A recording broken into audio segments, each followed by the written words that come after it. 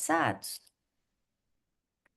quando nós estávamos estudando os capítulos passados, a gente viu vários tipos de mediunidade em que elas estavam equilibradas, que os médiuns estavam ajudando no centro espírita, que de alguma forma estavam não só auxiliando os encarnados, mas também os desencarnados.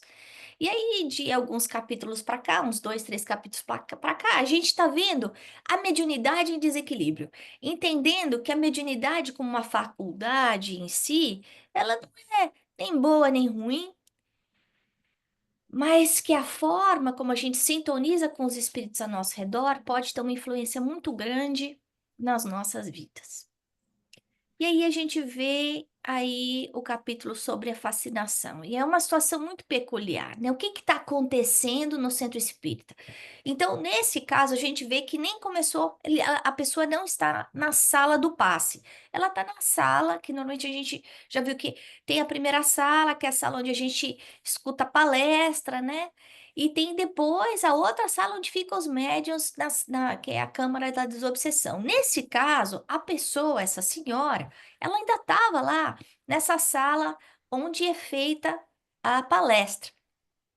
E a gente já tinha visto aquela outra senhora que tinha tido aquela, aquele ataque anímico, né? Digamos assim, é, voltando aí o seu passado e revendo aí todas as suas dores.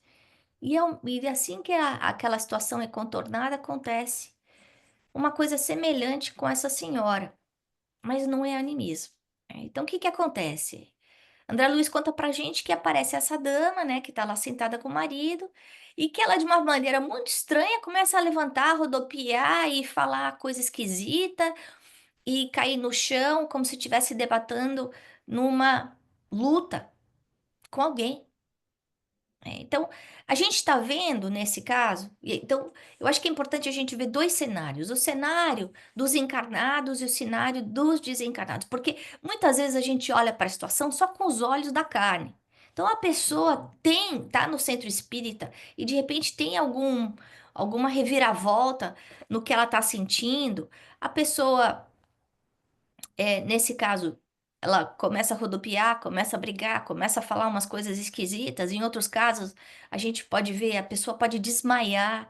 Em outros casos, a pessoa cai no chão. Outros casos, a pessoa começa a desabar num choro. Pode começar a gritar. O que é isso? O que é que está acontecendo? A gente tem que entender que o que a gente está vendo dentro do lado material é muito limitado. Tudo que está acontecendo tem os dois lados, o lado físico e o lado espiritual. Então, nesse caso, a gente está vendo uma pessoa, uma senhora, que está com envolvimento sério.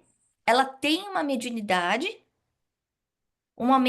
ostensiva. A gente vê, inclusive, que é quase que uma mediunidade de desdobramento sonambúlica, né? Do tanto que ela se transfigura na hora que ela está incorporando, dando passividade ao inimigo dela. Mas ela tá tão desequilibrada que ela perde completamente a consciência dos seus atos. Ela fica sendo manipulada por uma outra pessoa, por esse inimigo de passado, que é um inimigo muito inteligente, que sabe manipular bem os fluidos, que é um elemento cruel e que a odeia de muito tempo, né? Então, nesse caso, aí a gente vai ver aí um pouco mais sobre a fascinação. A gente aprende com André Luiz que é um estado de fascinação. E quais são as características da fascinação? Então, a fascinação é como se fosse um degrau a mais depois da obsessão. No caso da obsessão, a gente é inspirado a fazer coisas. Mas o encarnado, né, ou o desencarnado que está sendo manipulado, ele tem ainda controle dos seus atos, tem um maior controle da sua vontade. A ideia vem, mas a gente pode escolher se a gente quer ir para a esquerda, se a gente quer ir para a direita, né? No caso da fascinação, a vítima perde o controle da sua vontade. Então ela age como um médio desequilibrado, sendo manipulado de acordo com o que o obsessor quer. Então, se o obsessor falar para ela, tira a roupa, ela vai tirar a roupa. Fala assim, não, mas Ana, e o lado ético? Não, mas ele mentaliza, a mente dos dois está tão cristalizada, está tão próxima, que ele pode hipnotizá-la, dizendo, não, você está dentro de um banheiro, num chuveiro, pode tirar a roupa. Ela tira a roupa. O espírito vai estar manipulando o pensamento da médium, né, dessa mulher, que é uma médium, criando uma realidade completamente diferente do que é. Então ele plasma essa ilusão. No caso, ele está falando para ela que está tentando matá-la, que está tentando enforcá-la, né? E normalmente, num caso desse, como de fascinação, a gente não vê só uma entidade, a gente vê um grupo, é uma legião, normalmente.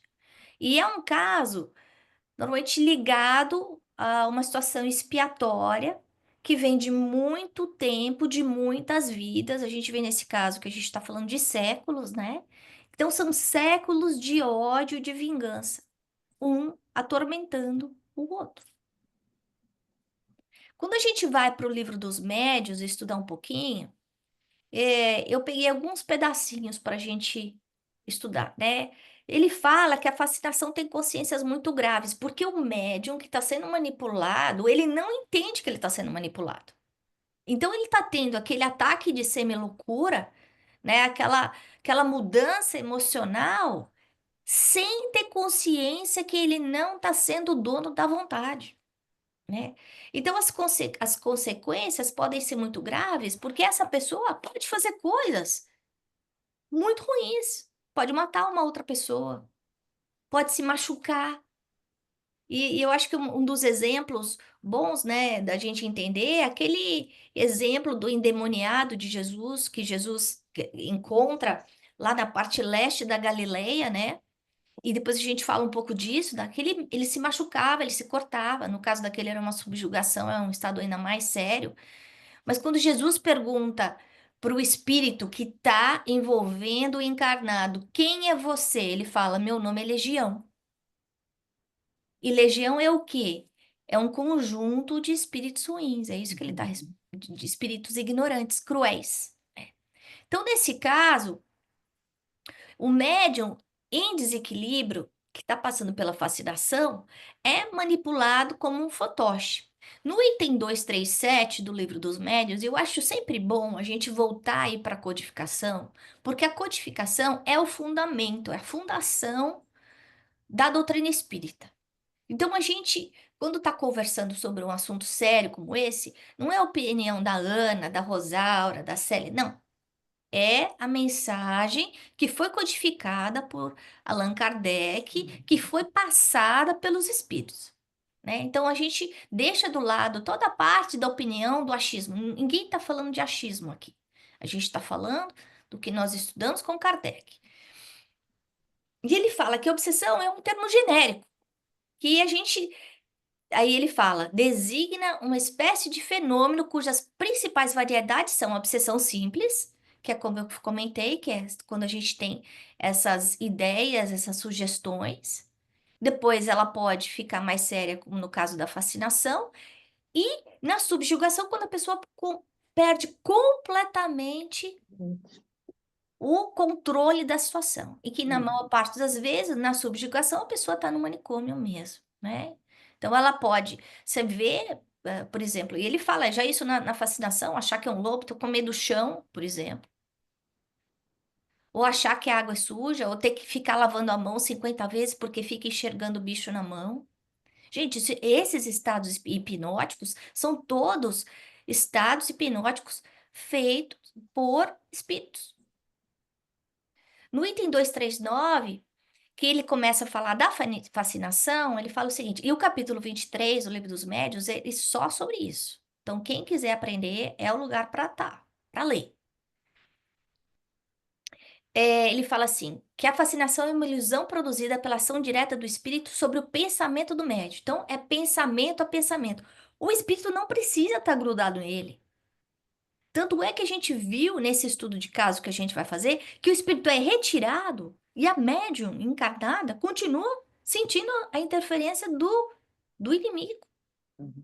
Então, quando a gente pensa, por exemplo, em casos como no livro Libertação de Gregório, né, em que ele estava tentando fazer a mocinha se suicidar, ele tá lá nas trevas, usando de fantoche um monte de empregados dele que moram na casa dela para deixar ela enlouquecida, para deixar ela deprimida, para que ela queira desistir de viver, mas ele controlando tudo à distância.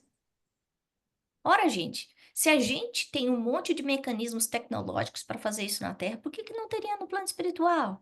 Se o plano espiritual é uma cópia mal feita do que a gente tem aqui na Terra, né? Então a gente vê que esse espírito, ele age sobre o pensamento da vítima, né? E paralisa a sua capacidade de julgar as comunicações. Então, de alguma forma, a pessoa fica abobada, ela perde a noção do que é certo e do que é errado. E aí, esse espírito, ele vai dirigir a pessoa como se essa pessoa fosse um cego. Olha que coisa assustadora uma coisa dessa. Porque se a gente for pensar, com quantas pessoas na nossa vida a gente tem coragem de fechar o olho, botar uma venda e falar, me leva? Dá para contar na mão, não é verdade? E nesse caso, a gente vê que a gente está sendo manipulado como um cego nas mãos de um espírito cruel. Então, esse espírito dirige a sua vítima, fazendo ela viver situações ridículas, comprometedoras e perigosas. Então, aquele que tá doente, né, o que está sofrendo a atuação, ele não tem noção do que está acontecendo. Quem está de fora está enxergando a situação ridícula, né? Então, por exemplo, tá tudo bem e de repente a pessoa muda completamente de humor. Ou o problema é pequeno e a pessoa explode como se fosse a Terceira Guerra Mundial. Tem alguma coisa errada. E não adianta tentar explicar para a pessoa, não adianta eu falar, Lúcia, essa sua conduta foi uma conduta exagerada. Porque na cabeça dela, o que ela viu, o que ela sentiu, foi o que o agressor quer que ela veja e que ela sinta. Aí, continuando, no item 329. As reuniões de estudo são de grande utilidade para os médios de manifestações inteligentes. Aqui Kardec está contando para a gente como é que a gente se defende de uma coisa dessa. Então tá bom, eu sou médio ostensiva, já falaram para mim no centro espírita, eu já vi espírito, eu já escutei coisa, eu sinto as coisas mexerem na minha casa, eu sei que eu sou médium. Ninguém precisa falar isso para mim, eu já sei que eu sou. O que é que eu tenho que fazer? Aí ele fala. Estudar. Tem que estudar. Por quê? Porque se a gente não estudar, se a gente não aprender a se conhecer e entender os mecanismos que são usados por esses vingadores, a gente vai sofrer muito. Uhum. A gente aprende, inclusive no livro Ação e Reação, da Escola dos Vingadores. Vocês lembram disso? Que eles são treinados do plano espiritual. Como fazer sofrer as suas vítimas? Agora, uma coisa que a gente tem que lembrar é que quem é a verdadeira vítima? Todos são vítimas.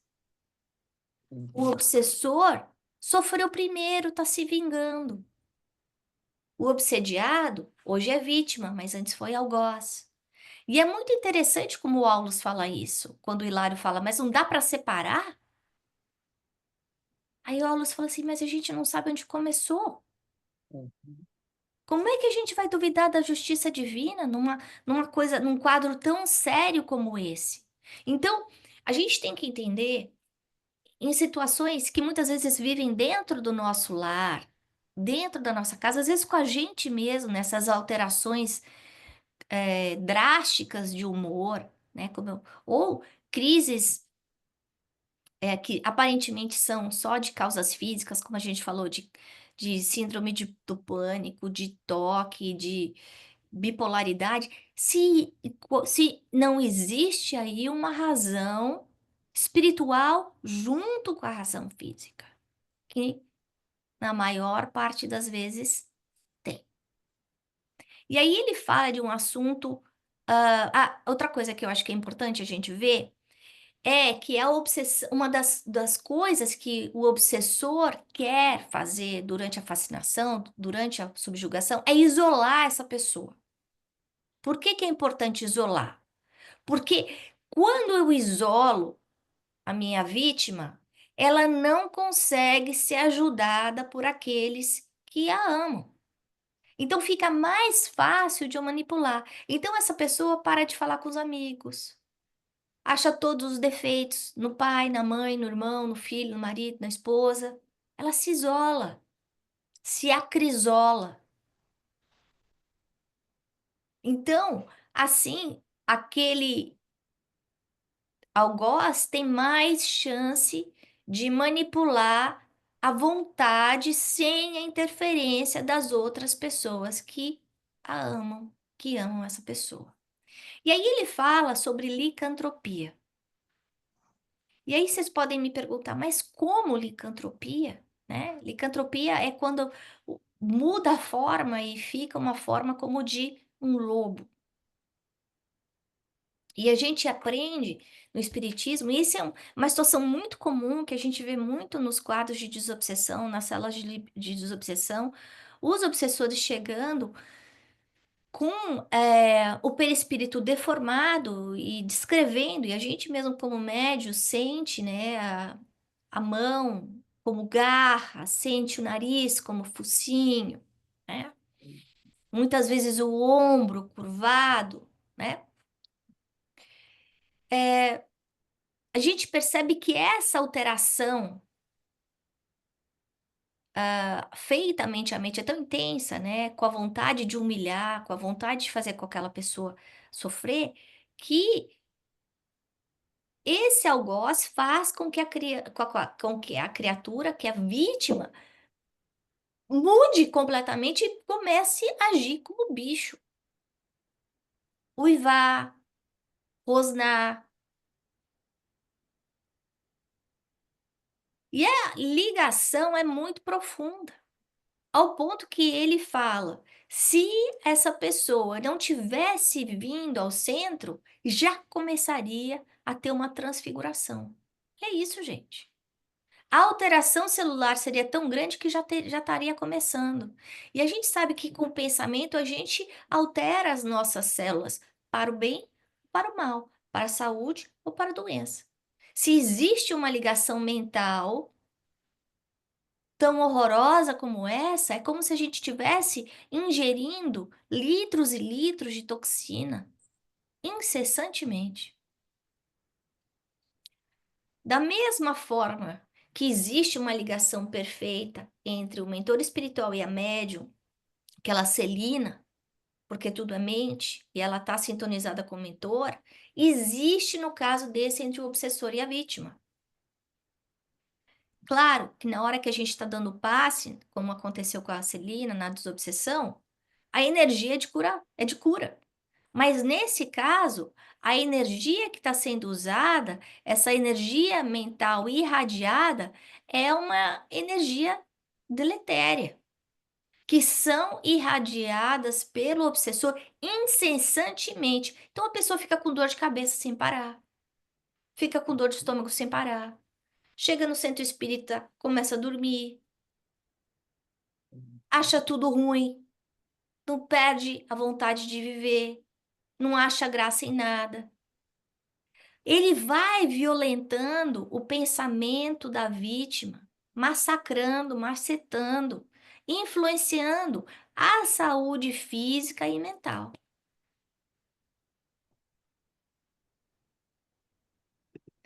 Aí o Aulus fala: não fosse o concurso fraterno que veio reconhecer nesse santuário de prece, em transes como ela seria a vítima integral da licantropia deformante. Ela estaria se deformando, gente. E eu não estou falando dela, eu estou falando de nós. Que nós, como médios ostensivos, se a gente não aprender o vigiar e orar, a gente pode entrar numa cilada dessa. Ele fala, isso é muito comum. E por que é tão comum? Porque é sintonia. Sintonia é a lei da vida, sintonia base da mediunidade.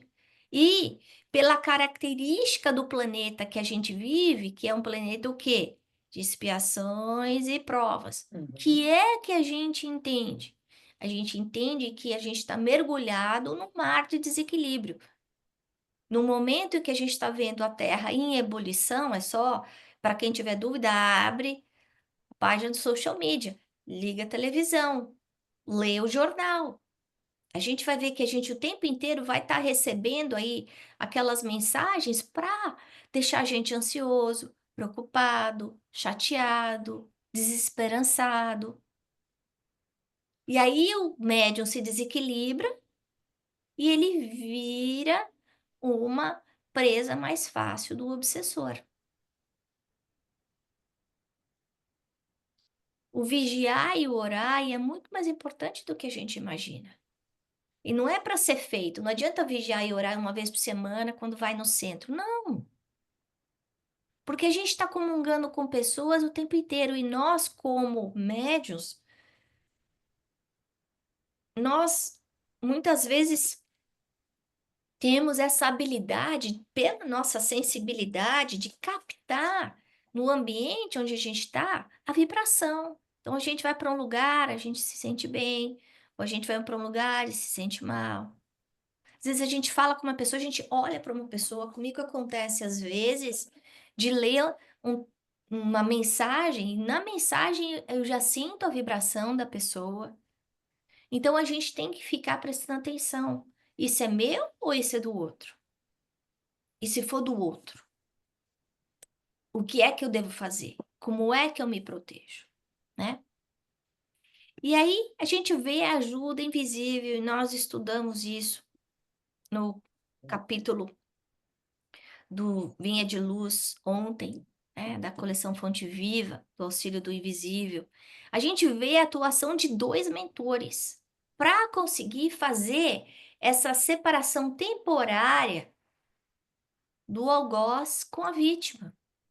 A força, a sintonia, a simbiose entre os dois é tão grande que tem o Raul Silva encarnado conversando com a médium em desequilíbrio e dois mentores desencarnados ajudando a separar aquela onda mental conjugada entre os dois. E ele fala que Aulus e Clementino usam avançados recursos magnéticos. Então não é um passe normal.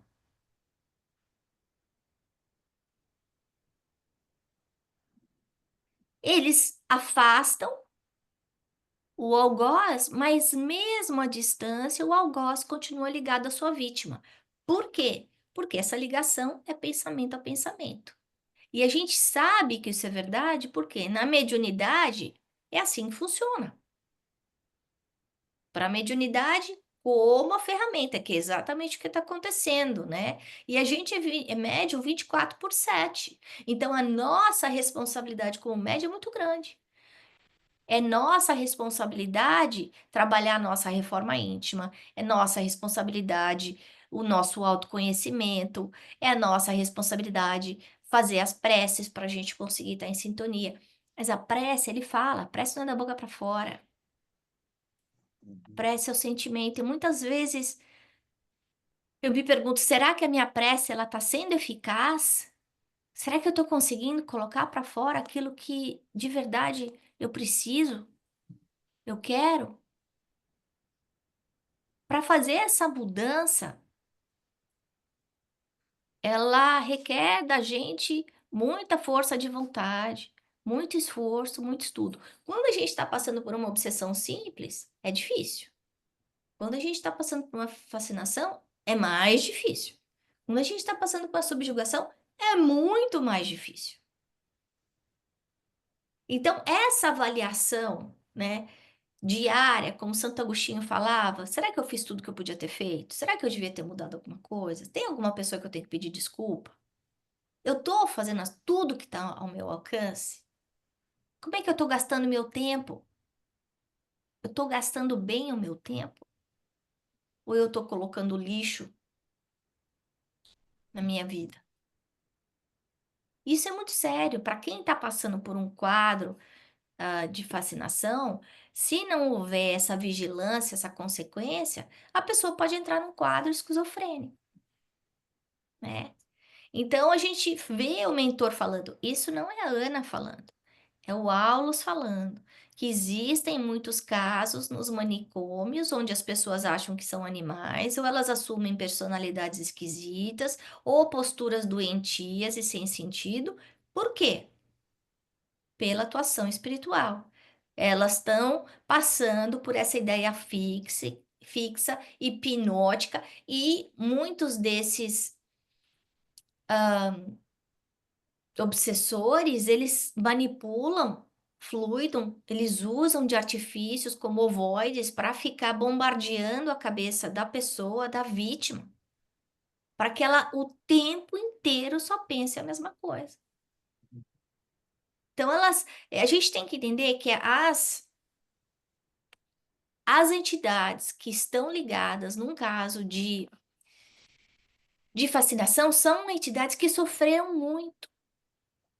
São entidades que precisam da nossa prece. A prece não é só para quem está sendo a vítima hoje, porque a vítima hoje foi algoz ontem. Pois se a lei de Deus é lei de amor, justiça e caridade, como é que ele ia fazer a gente sofrer?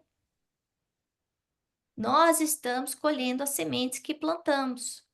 Então, fizemos escolhas erradas. Hoje voltamos ao plano material, temos ao nosso redor todo o recurso, todas as ferramentas necessárias para vencer os desafios, porque Deus é Pai, Ele não ia botar para a gente um frio maior do que o cobertor, né? Então, se a gente está sendo assediado por entidades cruéis, que nós estamos aí sendo vampirizados, porque normalmente, além disso, essas entidades, elas deprivam a gente das nossas forças e fica difícil reagir. Então, eu tô deprimido, eu não consigo sair do lugar.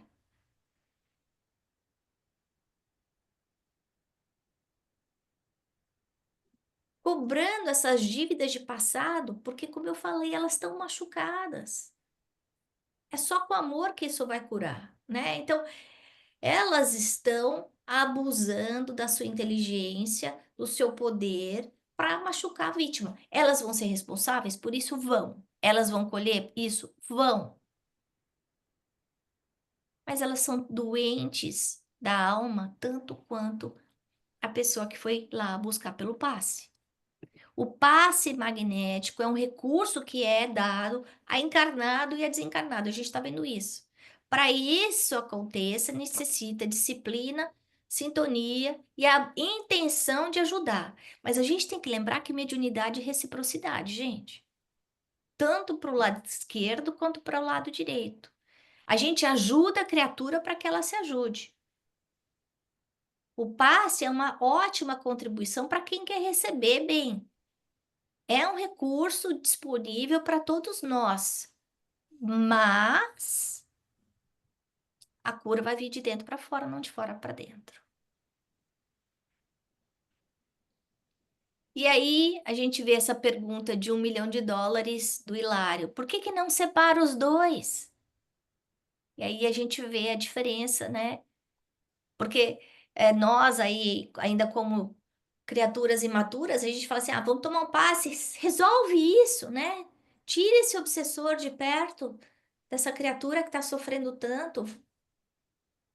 E aí ele fala assim, mas como que a gente vai avaliar se a gente não conhece a história? Como é que eu posso separar uma coisa que eu não conheço?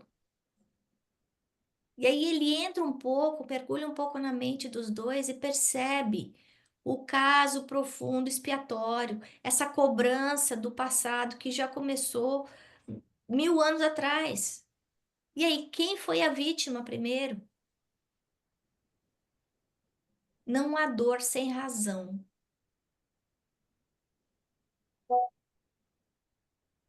Então, quando a gente quer trabalhar o bem, a gente tem que aprender a cooperar com disciplina dentro da justiça de Deus. Então, ele tá. querendo entender, né, qual é o caso.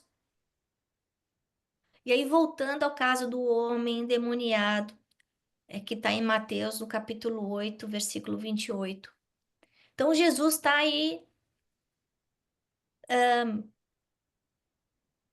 e dá de encontro com esse homem, né, que vem ao seu encontro, esse homem endemoniado, enlouquecido, que se machucava, que falava, caía no chão, caía na pedra, né? E aí, o espírito que está envolvendo essa criatura fala para Jesus: Você não vai mexer comigo, né? E aí, Jesus fala para ele: Saia desse. Qual é o seu nome? Aí ele responde: Meu nome é Legião. Lembrando a gente que num caso desse de controle total, controle não só da parte mental, mas psíquica e física também, não é um só normalmente, né? O caso é muito profundo. Aí ele fala: Sai. Não, o espírito não quer sair. Nisso tinha um bando de porcos, 2.000 porcos. E aí ele manda esses espíritos irem para os porcos. Essa região da Galiléia, do leste da Galiléia, era uma região de precipícios. O que que acontece? Os porcos caem dos precipícios. 2.000 porcos. Manada toda. O homem se cura. E aí Jesus fala para ele: volta para a cidade e conta para todo mundo. O povo da cidade que viu ficou assustado. Assustado e bravo, claro, porque eles viviam daqueles porcos, Jesus matou todos. E aí? Falo para Jesus: vai embora. Mas esse homem que foi curado foi e contou a história dele. Porque todo mundo sabia do problema dele.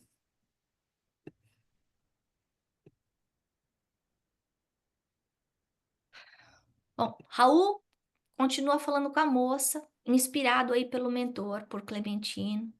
E ele não só usa as palavras, mas ele se comunica com amor, né?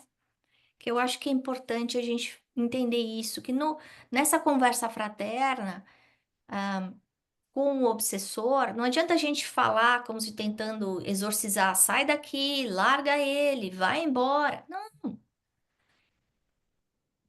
o obsessor é alguém que está machucado, é alguém que está doente.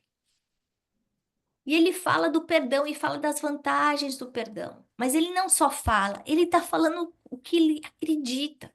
E muita gente fala assim: ah, mas eu não tenho mediunidade, eu vou lá trabalhar no trabalho de desobsessão, eu não vejo nada, eu não sinto nada, então eu só fico na doutrinação. Gente, é um trabalho importantíssimo, porque a pessoa que está conversando com o obsessor tem o papel de médico. São os primeiros socorros ali, né? Durante essa conversa, mais importante do que a palavra que a gente usa é o amor que a gente está tratando essa criatura, que talvez em muito tempo não tenha recebido amor de ninguém. Então a gente precisa sentar nessa cadeira e conversar com o obsessor como alguém que quer ajudar, né? Todos nós, lembrando, somos doentes. Todos nós precisamos de assistência. Não existe uma posição superior ou inferior dentro de uma sala de passe, dentro de um trabalho de desobsessão. Porque a gente ainda carrega muita mazela de passado, né? Então, tanto o doente quanto o perseguidor merecem a mesma quantidade de carinho. Então, mesmo que o obsessor tente tirar a gente do sério, fazer a gente ficar impaciente, desafiar o nosso conhecimento, a gente tem que ter humildade. E esse é o que o Raul está fazendo, falando de uma forma muito humilde da necessidade do perdão, não para ela, mas para o obsessor, como libertação para ele, né? Na semana que vem a gente vai continuar esse capítulo e vamos mergulhar aí no estudo de caso, entendendo mais em detalhe. Eu queria falar mais hoje sobre a fascinação e os tipos de obsessão. Mas, e entendendo aí o porquê, né? Então, entendendo um pouco mais de xenoglossia e a atuação dos mentores dentro desse caso, e assim como o que acontece com a senhora que está passando por esse problema. Mas, então, em resumo, conclusão de hoje para a gente refletir, é pensamento e sintonia. É a base do processo obsessivo. E esse é um processo individual. A gente pode amar aquela pessoa com todo o coração, com toda a nossa vontade, com todo o nosso amor. Eu sei que a minha mãe me ama mais do que tudo, mas ela não consegue tomar o remédio por mim. Ela não vai conseguir fazer a prova por mim. Ela pode me dar todos os seus conselhos, todo o seu amor, pode me dar colo, fazer cafuné, carregar até o centro. Mas se eu não fizer a minha parte, eu não vou alcançar essa cura. A cura é individual e intransferível. E aqui a gente aprende o estudo, a vontade em ação, a vigilância, a reforma íntima são fundamentais. A outra coisa que eu queria que a gente refletisse é nesses bastidores da fascinação. Algumas de vocês aí trabalham na área médica ou trabalharam como psicóloga e outras coisas, então eu acho que é importante a gente perceber também essas reações que a gente vê no dia a dia. Ainda bem que a gente não tá vendo todo o cenário invisível, já imaginou? Então a gente ter essa consciência do poder da prece, não só para a prece, para aquele que está sofrendo hoje, mas para aquele que está fazendo sofrer. Porque quem está fazendo sofrer está sofrendo muito. Porque quem está feliz não quer fazer o outro sofrer. Quem está feliz fica feliz.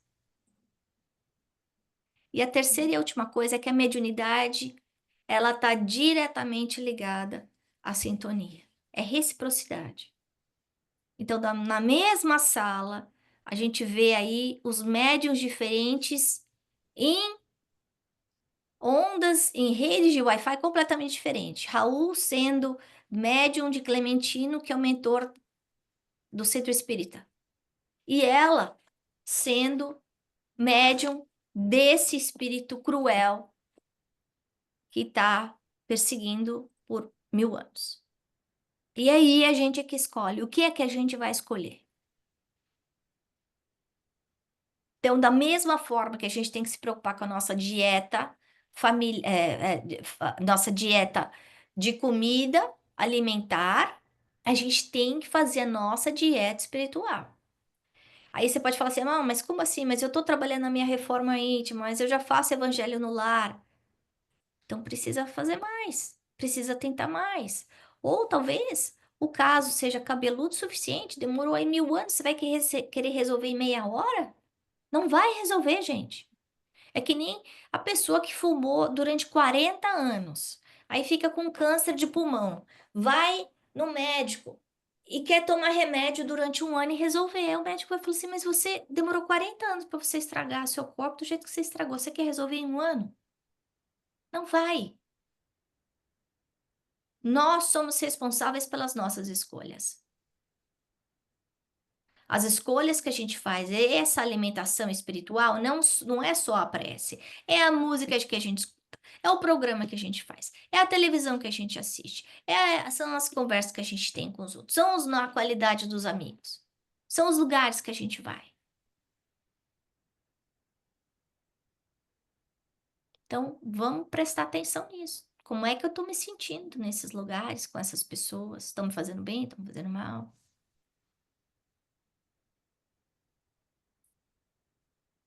Para que a gente consiga estar em sintonia com os mentores, né?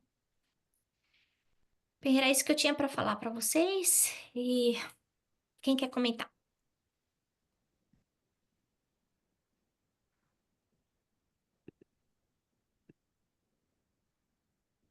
Uma pergunta? Eu acho que Imagina. Ah, desculpe, vai. Não, pode falar. Não, eu só ia falar que dessa primeira parte do capítulo, o que mais me tocou, né, me chamou a atenção, que a gente já sabia, né, mas lendo assim, aqui onde fala, toda obsessão tem alicerces na reciprocidade, né, então que ninguém é vítima, ou pelo menos a gente não sabe quem é a vítima, né, Realmente, é. e que não tem sofrimento sem razão.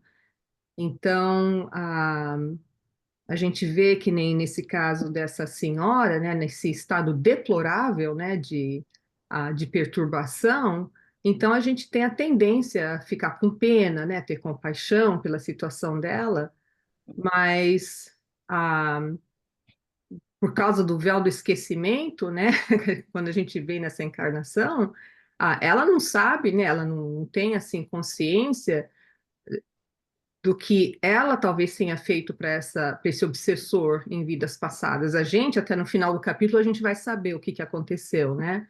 Mas então a gente muitas vezes a gente fica pensando, eu queria saber o que que eu fui na outra encarnação, né? O que que eu fiz? Meu Pois, Deus, pois é.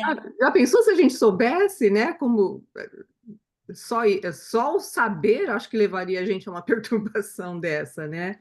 Mas é o que você falou, né? A gente tem que realmente, acho que cada capítulo que a gente lê reforça mais e mais a importância da reforma íntima, do estudo, do orar e vigiar, a- do autoconhecimento também, né? Como você falou, porque a, a gente está na nossa melhor versão hoje, né? É. Do que a gente foi, né? Até hoje. Então, da gente tentar, né, se conhecer melhor as nossas limitações, as nossas más inclinações e tentar melhorar aquilo para a gente não ser assim a vítima, né, da sintonia que a gente ainda tem, né, com, a, com espíritos, né, que a gente teve relacionamento em vidas passadas, né? Que a gente carrega essa culpa, né? Porque toda vez que a gente é, atravessa essa linha da justiça divina, isso fica gravado dentro da gente, dentro do nosso subconsciente. E eu vou falar isso na próxima semana, né? André Luiz, no livro No Mundo Maior, ele fala do castelo de 3 andares, né? E a gente vai tocar um pouco nisso. E é essa culpa aí que fica guardada, que funciona aí como antena de ligação. Não significa que a gente tem que fazer o mal e pensar, tudo bem, fiz o mal, mas eu sou imperfeito. Não, não é isso. A gente tem que entender que a gente vai ter que se arrepender Retificar, e vai né? ter que consertar, né? Mas isso fica armazenado na parte basal. E é isso que faz com que fique melhor essa sintonia entre nós e aqueles a quem a gente feriu, né?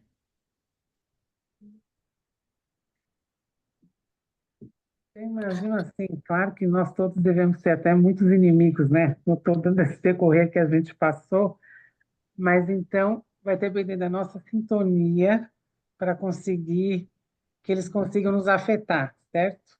Tipo, por mais que a gente tenha vários inimigos, com certeza, não quer dizer que eles vão estar obsediando a gente. Pode até estar tentando, mas se a gente não tiver na sintonia, se a gente estiver tentando, né, estudar, aprender e trabalhar na nossa reforma íntima, vai ser mais difícil para eles nos atingirem, né? Mas não quer dizer que não estão aí todo mundo aqui do lado tentando perturbar a gente, porque a gente fez muita coisa errada, com certeza, né? Então, E mesmo espíritos super evoluídos como o Divaldo, como o Chico, têm obsessores, né? E o Divaldo mesmo fala, né, das dificuldades dele em relação a um deles, em especial aquele Máscara, mas eu lembro num congresso que ele deu, eu acho que no Rio Grande do Sul, ele fala que ele estava tão envolvido que ele tinha que dar palestra, e aí eu não sei se foi o doutor Bezerra falou para ele, você vai se desligar de tanta influenciação que ele estava tendo. para se afastar para. Então foi o Dr. Bezerra que deu a palestra. E então a gente vê que mesmo nesses esses médiuns que são muito mais tarimbados do que a gente, seres humanos que dedicaram a vida ao bem, eles também têm seus inimigos espirituais, né? Que a gente está indo numa escola chamada Planeta de Expiação e Provas.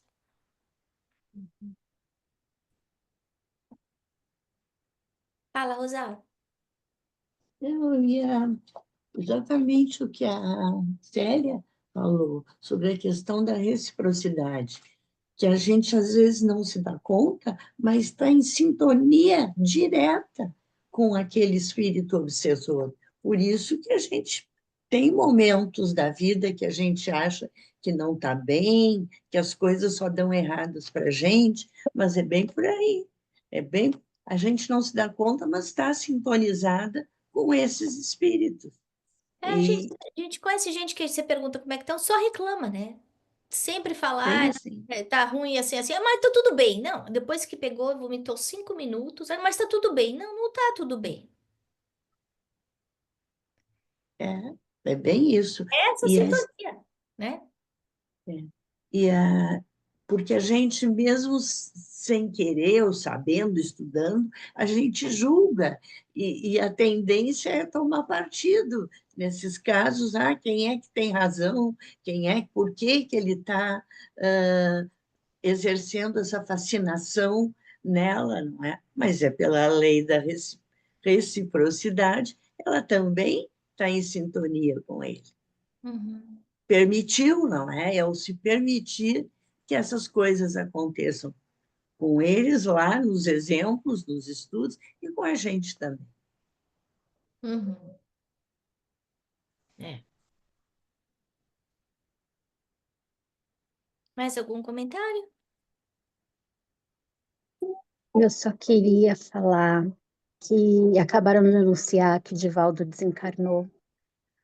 Foi. Então, para na nossa oração hoje a gente vibrar muito, muito, muito por ele. É, muita gratidão pelo Divaldo. Obrigada, Gi. Vamos fazer uma oração para ele. Fala, mamãe. Eu queria fazer o meu comentário da lição. Logo depois, do trecho que você fala sobre a licantropia, Uhum. tem uma frase que me balançou tanto que eu não vou nem comentar, só vou ler, porque ela explica a complicada equação da nossa vida. Diz: não há dor sem razão, né? Um pouquinho adiante, também teve uma outra frase que mexeu comigo, que é: somos todos enfermos em assistência recíproca. Então, todo mundo está doente, uns mais, outros menos, e a gente não pode mesmo perder tempo julgando ninguém, né? E a gente tem que lembrar dessa assistência recíproca que a gente tem que trabalhar no auxílio ao próximo, porque a gente, se não precisa de ajuda agora, vai precisar de ajuda já já, né? Então, a gente fazendo bem, a gente cria essa rede ah, de auxílio mútuo, né? De reciprocidade, como ele fala, né? Todos nós somos doentes. Esse auxílio é permanente. Esses dias eu ouvi uma palestra, já não sei qual, de quem, que diz que Deus nos ama, nos ampara, nos protege, mesmo antes que a gente sequer desconfie da existência dele. Então, nós estamos aí nos nossos complicados, complexos dramas de vidas sucessivas, mas a misericórdia de Deus está sempre trazendo a situação sob controle, botando na dose exata para a lição ser útil.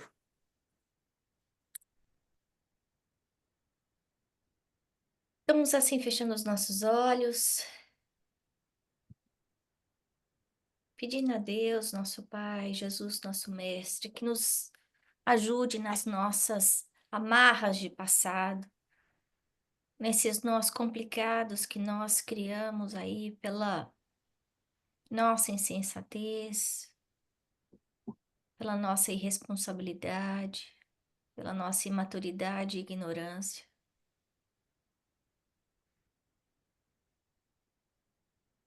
Mestre Jesus, ajuda-nos a vencer os desafios do dia a dia, fortalece a nossa fé, a nossa esperança, o nosso desejo de fazer o bem, de acertar, o nosso desejo de nos renovar, para que nós consigamos melhorar esse homem velho que existe dentro de nós, ainda cheio de defeitos, reescrever a nossa história nessa vida, fazendo o bem. Semeando estrelas como fez o Divaldo, que abraçou tantas vidas, tantas crianças, que multiplicou o pão, o vinho, o amor, que viveu o seu evangelho, Senhor. Que ele possa ser recebido por Dr. Bezerra, por Joana de Ângeles, por Maria, possa colher todos os frutos inumeráveis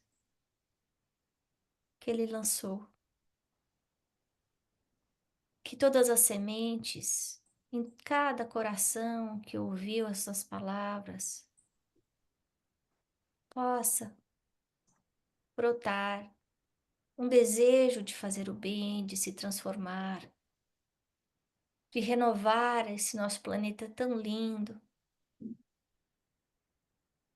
mas que sofre tanto.